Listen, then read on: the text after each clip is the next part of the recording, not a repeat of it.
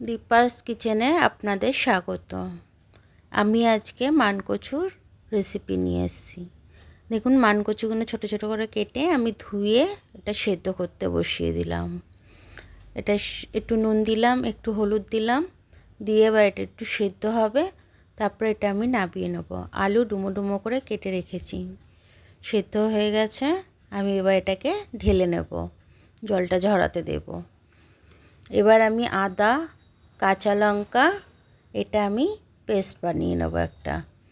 তারপরেতে আমি এদিকে আলুটা নুন দিয়ে ভেজে নিলাম, একটু ভেজে নিচ্ছি হলুদ নুন দিয়ে।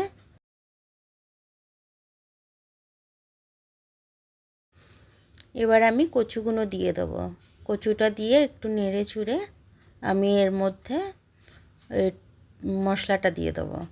মশলাটা দিয়ে তারপরে ধনে জিরে এগুলো সব দেব, দিয়ে এবার ভালো করে এটাকে আমি কষে নেব। এটাকে কষে নিয়ে তারপরে এটাতে আমি একটু স্বাদ মতো নুন, একটু স্বাদ মতো মানে ঘি, সব কিছু পরিমাণ মতো দেব। দিয়ে এটা সুন্দর করে আমি এটা নিরামিষ করে রান্না করব। দেখুন কত সুন্দর হবে। কষা হয়ে গেছে, এবার আমি জলটা ঢেলে দেবো এর মধ্যে পরিমাণ মতো, মানে সব জিনিস সেদ্ধ হওয়ার মতো। একটু চিনি ছড়িয়ে দিলাম, তারপরে একটু ফুটতে দেবো। তারপর নামাবার আগে একটু গরম মশলা আর একটু ঘি দেব।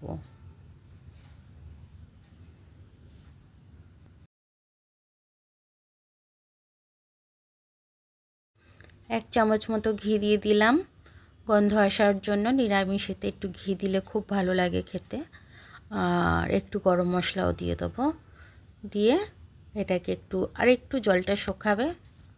এবার নামিয়ে নেবো আমি এটাকে। দেখুন কি সুন্দর মানকচু ডালনাটা হয়েছে।